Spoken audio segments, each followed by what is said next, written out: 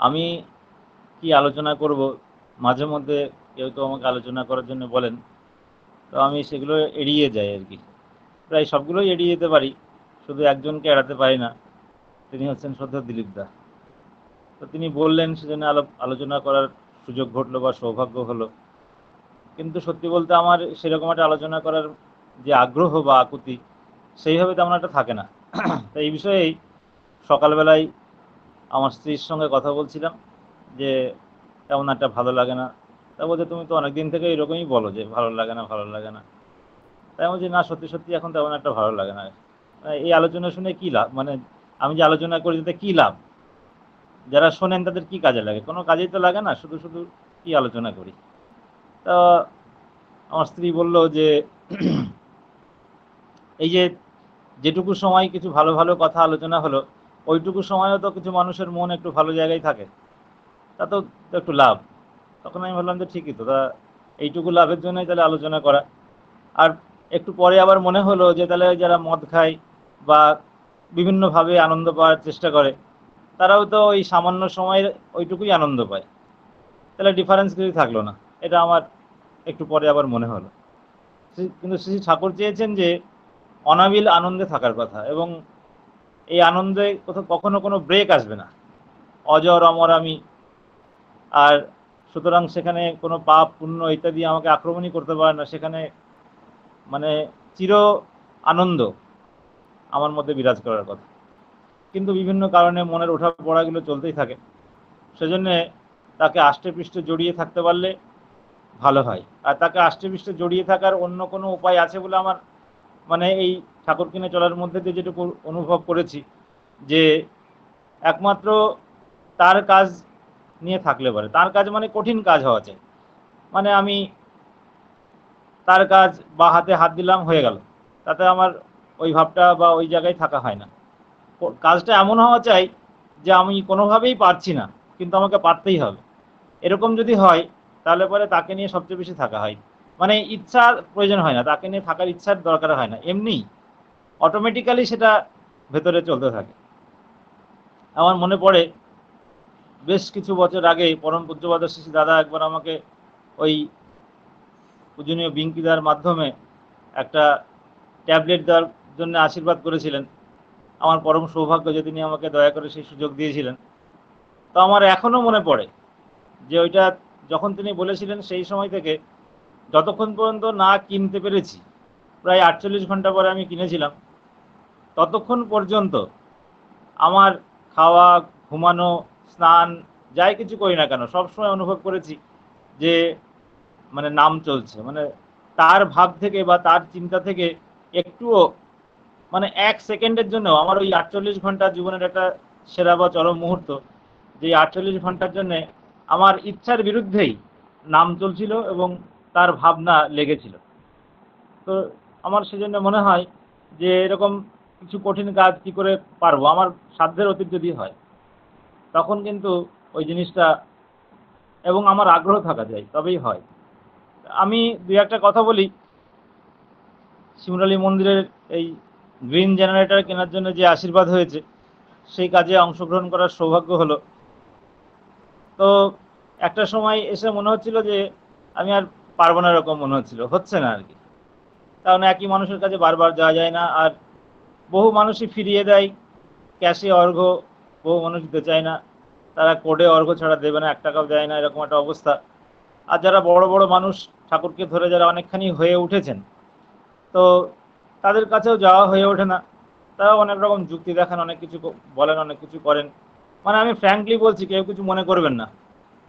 তো এটাও আমি ভাবি যে যারা আজকে দিচ্ছে আর কি পরমপিতার দয়ায়, আমি আমার চোখে দেখতে পাই আজ থেকে 10 বছর 20 বছর পরে তাদের অর্থনৈতিক অবস্থা বা বিভিন্ন অবস্থা একটা বিরাট কিছু জায়গায় পরিবর্তন হয়ে যাবে। হয়ে যাওয়ার পর তারা কি আর এইভাবে থাকবে? তারা আবার ওই যারা এখন ওরকম হয়ে উঠেছে, মানে আগের করার মধ্যে দিয়ে, তারপরে তাদের মানে ওই অবস্থাটা লক হয়ে গেছে, সেরকম জায়গায় পৌঁছে যাবে কিনা, এটা আমি ভাবি মনে মনে, মানে এইসব উল্টো পাল্টা চিন্তা ভাবনা করি। তো যাই হোক, ঠাকুরের দুটো তিনটে দয়ার কথা এই অর্ঘ্য কালেকশনের প্রসঙ্গে বলি। যে একদিন এক মাকে ফোন করলাম কিছু অর্ঘ্য দেওয়ার ব্যাপারে।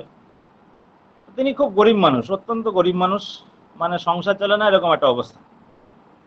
তো তিনি বললেন যে আমার তো দেওয়ার মতো সেরকম কিছু নেই, কি দেবো। তা আমি ভাবলাম যে ঠিক আছে, আমি বললাম ঠিক আছে, মানে কেউ দিলেও আমি কিছু মনে করি না, না দিলেও কিছু মনে মনে করি না, এরকম আর কি। দিলে ভালো লাগে, না দিলেও যে দুঃখ পাই বা কষ্ট পাই বা খারাপ লাগে, খুব একটা খারাপ লাগে বা লোকটাকে এড়িয়ে চলবো, এরকম মানসিকতা আমার হয় না কখনোই। তো যাই হোক, আমি বাড়ির কাছে একজন অর্ঘ্য দেবেন বলেছিলেন, তো সেখানে গিয়েছিলাম। গিয়ে ভাবলাম যে তার একটু খোঁজ খবর নিয়ে যাই। তো তার বাড়িতে গেলাম, যার পরে আর আমি অর্ঘ্যের কোনো প্রসঙ্গ করিনি। তো তিনি 501 টাকা অর্ঘ্য দিলেন। তো আমি দেখে অবাক হয়ে গেলাম যে যিনি 1 টাকা অর্ঘ্য দেবেন না বললেন, তিনি আবার 501 টাকা অর্ঘ্য কী করে দিলেন। তো দিতে পারবেন না বলেছিলেন। তারপরে তার কাছে শুনলাম যে তিনি যাজনে বেরিয়েছিলেন, কোনো একজন গুরু ভাই, মানে কোনো একজন ইষ্টভগ্নী, গুরু বোন, তিনি তাকে ওটা দিয়েছিলেন যে এটা আপনি রাখেন, আপনার প্রয়োজনে লাগাবেন। তো তিনি ভাবলেন যে টাকাটা ঠাকুরের দয়ায় পেয়েছি, তো ঠাকুরের কাজেই লাগিয়ে দেবো।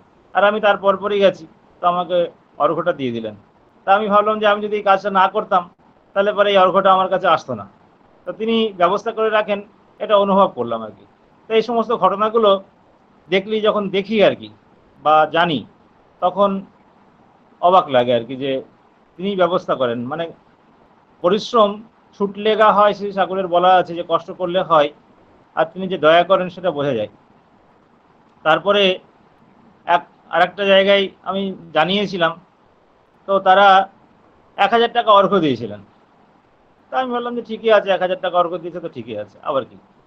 তারপরে আবার 2-4 দিন পরে আবার সেই মা ফোন করেছেন, যে আমাকে বলছেন যে দাদা আবার 1000 টাকা অর্ঘ্য দেবো। আমি বলছি 1000 টাকা দিয়েছেন তো, আপনার ছেলে পাঠিয়ে দিয়েছে, আমি বললাম। তা সেই মা বললেন যে না না, আর 1000 টাকা অর্ঘ্য দেবো। তো আমি অবাক হয়ে গেলাম যে আর 1000 টাকা, 1000 টাকাতেই যেখানে হয়ে যায়, সাধারণত 100, 200, 500 লোকে দেয়, অর্ঘ্য পরশু ছাড়া 1000 টাকা অর্ঘ্য দিয়েছেন, ঠিকই আছে। তো তিনি আবার পরে 1000 টাকা পাঠালেন। তো এইগুলো ভাবি যে এগুলো ঠাকুর দয়া করে আর কি। তিনি তো, যদি মানে আমি তাকে বিশ্বাস করি বা মানি, তিনি তো সবসময় আমাকে দেখছেন। এই একটু আগেই মানে একটা জায়গায় আমার ডায়েরি খুলে পড়ছিলাম, তো ঠাকুর বলছেন যে ভগবানের কাছে সারেন্ডার করা, এটা একটা মানে বাজে কথা আর কি। ভগবানের কাছে কোনো সারেন্ডার হয় না, কারণ আমার কোনো কাজেই তিনি হস্তক্ষেপ করেন না। মানে আমি আমার অনুভূতি থেকে বুঝেছি যে যারা চোর ডাকাত, যারা বাজে কাজ করে, তারা কত সাকসেসফুলি কাজটা করতে পারে। যে ধর্ষণ করছে, সাকসেসফুলি ধর্ষণ করে ফেলছে। যে খুন করছে, সাকসেসফুলি খুন করে ফেলছে। যে বাজে কাজ করছে, সাকসেসফুলি বাজে কাজ করে ফেলছে। তো এরা যদি মানে খারাপ কাজ এত সাকসেসফুলি করতে পারে, তাহলে ভালো কাজ কেন সাকসেসফুলি করতে পারবো না, এটা আমার নিজের মানে প্রশ্ন হয় আর কি। আর তিনি বলছেন যে তিনি দেখেন যে বেত্তা পুরুষের কাছে বা পরম পুরুষের কাছে সে শরণাপন্ন হয়েছে কিনা। তিনি মানে ভগবানের কাছে আত্মসমর্পণকে তিনি কোনো আমল দেন না, কোনো গুরুত্ব দেন না। তিনি দেখেন যে বেত্তা পুরুষের কাছে বা পরম পুরুষের কাছে কেউ সারেন্ডার করেছে কিনা নিজেকে। তো আমার পরম পুরুষ বা বেত্তা পুরুষ পরম প্রেমময় শ্রী ঠাকুর অনুকূলচন্দ্র, এবং আমি তার কাছে সবচেয়ে বেশি কৃতজ্ঞ একটাই কারণে, যে তিনি আচার্য পরম্পরা রেখেছেন। আমার মনে যে একটা কথা বারবার বলি, আর সারা জীবনই বলবো আর কি, সেটা হচ্ছে আমার মনে দুঃখ ছিল যে ঠাকুর অনুকূলচন্দ্রকে দর্শন করতে পারিনি বা তার সঙ্গ করতে পারিনি। কিন্তু তিনি এই আচার্য পরম্পরা রেখে গেছেন বলেই পরম পূজ্যপাদ শিশু দাদার সঙ্গ করার মধ্যে দিয়ে আমার সেই দুঃখ 100% দূর হয়ে গেছে। এবং নিত্যই গেলেই আমি সেই ঠাকুরেরই সঙ্গ করি এখনো পর্যন্ত। এবং তার মানে সব কিছু আমি এতটুকু কোনো ডিফারেন্স দেখতে পাই না। তাতে আমাকে লোকে খারাপ বলুক আর ভালোই বলুক, আমার তাতে কিছু যায় আসে না। আর আমার একান্তভাবে মনে হয়েছে যে এই আচার্য পরম্পরা ছাড়া তাকে নিয়ে চলা যায় না। বহু মানুষ ইষ্টভৃতি করেন, আমি ইদানিং দেখছি আর কি। আমার নিজের দেখা যে 90% লোকের ইষ্টভৃতি ঠিক নেই। যারা পাঠান পয়সা, তাদের 90% লোকেরই প্রায় বা তারও বেশি সংখ্যক লোকের ইষ্টভৃতিটা ঠিক নেই। অনেকে করেন 30 দিনে পাঠান না, 30 দিনের দিন না পাঠানো হলে পরে সেটা ইষ্টভৃতিই হয় না। আর ঠাকুরেরই বলা আছে যে ইষ্টভৃতির সঙ্গে আচার্যভৃতিটাও করতে হয়। আচার্যদেবের প্রতি অনুরতি নেই, অথচ ইষ্টভৃতি করছেন। আচার্যদেবের প্রতি অনুরতি নেই, অথচ বিরাট কিছু ঠাকুরের কর্মী। আমার মনে হয় যে তারা বেশি দিন ঠাকুরের জগতে টিকে থাকতে পারবেন না, তারা আস্তে আস্তে হারিয়ে যাবেন এবং হারিয়ে যানও। আবার দেখেছি যে বহু মানুষ দীক্ষা নেওয়ার পর দেওঘরে যাননি বহু বছর, এক একজন মানুষ 20 বছর 30 বছর দীক্ষা নিয়েছে, তারা কোনোদিন দেওঘরে যাননি। আমার যেটুকু অনুভূতি হয়েছে, আমি যখন সস্পেনে নিয়েছিলাম তখন পরম পূজ্যপাদ শ্রী আচার্যদেব, মানে বর্তমান আচার্যদেব, সস্পেনে নেওয়ার পরে তখন আচার্যদেব মানে শ্রী শ্রী দাদাকে প্রণাম করার কথা, ঠাকুর প্রণাম করার কথা, বড় মাকে প্রণাম করার কথা বললেন, এবং ওইগুলো করার মধ্যে দিয়ে আমার ওই ব্রত গ্রহণ সম্পূর্ণ হলো। তা আমার ব্যক্তিগতভাবে অনুভূতি হয়েছে, এবং ঠাকুরের বইপত্র পড়েও এই অনুভূতি হয়েছে, যে দীক্ষা নেওয়ার পর অ্যাজ আর্লি অ্যাজ পসিবল, মানে যত তাড়াতাড়ি সম্ভব, ওই দিনেই, না হলে প্রথম সপ্তাহে, না হলে প্রথম মাসে, তাকে মানে শ্রী শ্রী ঠাকুরের যে লীলাক্ষেত্র দেওঘর, সেখানে গিয়ে তার দর্শন প্রণাম এবং আচার্যদেবের সঙ্গ করা দরকার। এবং প্রতি বছর অন্তত একবার দেওঘরে যাওয়াই দরকার, এবং সেখানে গিয়ে চপ মুড়ি খাওয়ার জন্য নয়, সেখানে গিয়ে এগরোল, মানে রোল, এগরোল নয়, মানে ভেজ রোল, বিভিন্ন রকম কিছু খাবার পাওয়া যায়, এখানে পাওয়া যায় না বলে ওখানে খেতে যাওয়া, এই জন্য নয়। সেখানে গিয়ে কতটা সময় আমি আচার্যদেবের কাছে থাকলাম, তার কথা শুনলাম, তার সঙ্গ করলাম। সঙ্গ করা মানে একেবারে তার গায়ে গায়ে বসে থাকতে হবে এমন কোনো কথা নেই। ওখানে টিভি স্ক্রিন লাগানো হয়েছে, সাউন্ড সিস্টেম দেওয়া আছে, তিনি মাইকে কথা বলছেন, সুতরাং আমি বাইরে থেকে তাকে দর্শন করতে পারছি এবং তার কথাও শুনতে পাচ্ছি, সবই করতে পারছি। সুতরাং তার সঙ্গ করা, এগুলো যদি না থাকে তাহলে মানুষ ঠাকুরকে নিয়ে বেশি দূর এগোতে পারে না এবং হারিয়ে যায়। আমি এই অর্ঘ কালেকশনে গিয়েছিলাম, এই আমার কাছাকাছি হাওড়া জেলার জগদীশপুর বলে একটা অঞ্চলে। সেখানে গিয়ে দেখলাম যে বহু গুরু ভাই, তারা আগে বাড়িতে সৎসঙ্গ দিয়েছেন, অনেক ঠাকুরকে নিয়ে এসব করতেন, কিন্তু সেসব মানুষগুলো হারিয়ে গেছেন। ইসকন বা ওই মানে কি বলে গৌড়ীয় মঠ, এসব এরা এসে খুব প্রচার চালায়, এবং বিভিন্ন রকম ওরা সব গীতা পাঠ টিতা পাঠ এসব করে, এবং এসব গুরু ভাইরা সেখানে যোগ দিয়ে গলায় মালা দিয়ে ইষ্টভীতি ছেড়ে দিয়ে ঠাকুরকে মানুষ বলে, বলে যে ও তো মানুষ। চারিদিকে এটা প্রচার হয়েছে যে ঠাকুর অনুকূলচন্দ্র হচ্ছে এটা মানুষ, আর শ্রীকৃষ্ণ হচ্ছে ভগবান। ঠাকুর বুড়ো হয়ে গেছে, ঠাকুরের বৃদ্ধ বয়সের ছবি আছে, কিন্তু শ্রীকৃষ্ণের কোনো বুড়োর ছবি নেই। শ্রীকৃষ্ণ একেবারে ইয়াং, চিরকাল, ভগবান কখনো বুড়ো হয় না, তার ইয়াং ছবি আর কি। এই সমস্ত সাধারণ মানে ফালতু কথা বলে মানুষকে কত সহজেই বুঝিয়ে তাদের মানে দলে ভিড়িয়ে নিচ্ছে এবং ঠাকুর থেকে দূরে সরিয়ে দিচ্ছে। তাদের কর্মফল তাদের ভোগ করতে হবে, সেটা আলাদা কথা, কিন্তু এই যে মানুষগুলো এখানে এসেও হারিয়ে যায় কেন, এটা আমার মনে খুব প্রশ্ন হয়। আর তার ফলেই আমার এটাই অনুভূতি হয়েছে যে তাদের আচার্যদেবের সঙ্গে কোনো রিলেশন হয় না। যাদের আচার্যদেবের সঙ্গে কোনো রিলেশন হয় না, তাদের ঠাকুরের সঙ্গে রিলেশন টেকে না, অল্প দিন টেকে এবং আস্তে আস্তে হারিয়ে যায়।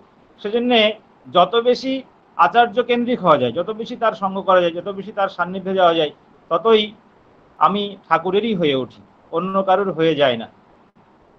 পরম পূজ্যপাদ শ্রী শ্রী আচার্যদেব নিয়ত আমাদের বোধটাকে পরিষ্কার করে দিচ্ছেন যে কিভাবে ঠাকুরকে ভাবতে হয়।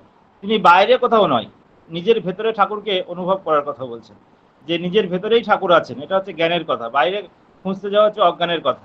আর ঠাকুরত্ব জায়গা সম্পর্কেও তিনি বারবার বলছেন যে কিভাবে ঠাকুরত্ব জাগে, যে তিনি বলছেন যে ঠাকুর বিভিন্ন পরিস্থিতিতে, বিভিন্ন ঘটনায়, বিভিন্ন ক্ষেত্রে মানুষের সুবিধায় অসুবিধায় সুখে দুঃখে কেমন করতেন, সেটা জেনে বুঝে বুদ্ধি করে সেগুলো করা। এগুলো করতে করতে একসময় তিনি বলছেন যে আর বুদ্ধি করে করতে হয় না, তখন অটোমেটিক হয়ে যায়, আর তখনই সেটাকে বলা হয় ঠাকুরত্ব জাগা। ঠাকুরত্ব জাগা মানে একদম মানুষ ঠাকুরের মতো হয়ে যাবে তা নাও হতে পারে, কিন্তু তার যতখানি হওয়ার সে ততখানি হয়ে উঠতে পারে। আর শ্রী ঠাকুর যেভাবে মানুষকে নিয়ে চলেছেন, সেই চলাটা তার ভিতরে ধীরে ধীরে এসে যাবে। তাই আমরা যাই করি আর তাই করি, ঠাকুর কিনে যতই কিছু করি না কেন, যতই মাতামাতি করি না কেন, ঠাকুর কিছুই নন, এটা কেউ কিছু মনে করবেন না আর কি, যদি আচার্যদেবের সঙ্গে কারো সম্পর্ক না থাকে। কারণ ঠাকুরের থেকে বিচ্ছিন্ন হয়ে গেছে অনেক মানুষ, বিভিন্ন রকম ওই মানে সংগঠন তৈরি করেছেন, তারাও সৎসঙ্গ নাম দিয়েছেন, সেখানে শুধু ঠাকুরের ফটো থাকে, আর কেউ থাকেন না, ঠাকুর ছাড়া আর কেউ নেই। তো তারা কিন্তু যে অবস্থায় আছেন, তাদের যে পরিস্থিতি, আমরা ঠাকুরকে ধরেও যদি আচার্যদেবের সঙ্গে আমাদের সম্পর্ক না তৈরি হয়, তাকে না ভালোবাসি, তাকে নিয়ে না চলতে পারি, তাহলে পরে আমরা ঠাকুরকে ধরেও এই সৎসঙ্গে থেকেও আমাদেরও এই একই অবস্থা হতে পারে। এটা আমার নিজের অনুভূতি থেকে আমি বিভিন্ন জায়গায় ঘুরে ফিরে দেখে এটা অনুভব করেছি আর কি, সেটা আমাদেরও হতে পারে। তাই আমাদের ঠাকুর ধরে চলা মানে আচার্যদেবকে ধরে চলা, তাকে মাথায় করে চলা, তাকে নিয়ে আমাদের চলতে হবে, তিনি যখন যেটা বলছেন সেটা বাস্তবে করতে হবে। আর যেমনভাবে জীবনকে তিনি তৈরি করতে বলছেন সেরকম তৈরি করতে হবে, অন্যথায় কোনোভাবেই জীবনের প্রকৃত আনন্দ পাওয়া যাবে না। আর আরেকটা জিনিস আমার মনে হয়, এই উল্টোপাল্টা চিন্তা যে ঠাকুরকে ধরে কি হয়, এই তো কত মানুষ ঠাকুরের দীক্ষা নেয়নি, তারাও কত গাড়ি করেছে, বাড়ি করেছে, সুখে আছে, কত কিছুই, মানে আলটিমেটলি কিছু ডিফারেন্স দেখা যায় না, যে ঠাকুরকে ধরে আর না ধরে কি ডিফারেন্স। কিন্তু আমার মনে হয়েছে যে চারিত্রিক পরিবর্তন হয়। এই চারিত্রিক পরিবর্তন, যারা ওই অনেক টাকার মালিক, অনেক গাড়ির মালিক, বাড়ির মালিক, অনেক কিছুরই মালিক, অনেক কিছু হয়েছেন জীবনে, অনেক জ্ঞান, অনেক বিদ্যা, পিএইচডি, এমফিল, কত কলেজের প্রফেসর, ইউনিভার্সিটির প্রফেসর, কত কিছু হওয়া যায় ঠাকুরকে ধরে। কিন্তু এই যে মানে চরিত্রের যে পরিবর্তন, অন্তর্জগতের যে বিবর্তন, এটা ঠাকুরকে বাদ দিয়ে হয় না। তাই আমরা ঠাকুরকে যারা ধরেছি, আমাদের সম্পদ হোক বা না হোক, জ্ঞান হোক বা না হোক, বিদ্যা বাড়ুক বা না বাড়ুক, আর কিছু হোক না হোক, যদি সত্যিই তাকে ভালোবাসি, তার মধ্যে চারিত্রিক পরিবর্তন বা ওই ভাব অবশ্যই আছে এবং থাকবে, এবং এটাই ঠাকুরকে ধরে চলার সার্থকতা বলে আমি মনে করি। আর তা যদি না হয়, ঠাকুর বলছেন যে যে আচরণ সিদ্ধ যদি তুমি না হতে পারলে, ব্যবহার সিদ্ধ যদি তুমি না হতে পারলে, তাহলে তোমার তেমন কিছুই হলো না। আর সেটা হতে গেলে ওই যিনি ব্যবহার সিদ্ধ, আচরণ সিদ্ধ, তাতেই একান্তভাবে যুক্ত থাকতে হয়, অন্যথায় হওয়া যায় না। এবং সেটা তার ওই আচার্য পরম্পরাকে অনুসরণ করেই। সকলের মঙ্গল প্রার্থনা করি। প্রভুর রাতুল জন্য আমরা আলোচনা শেষ করছি। জয় গুরু, বন্দে পুরুষোত্তম।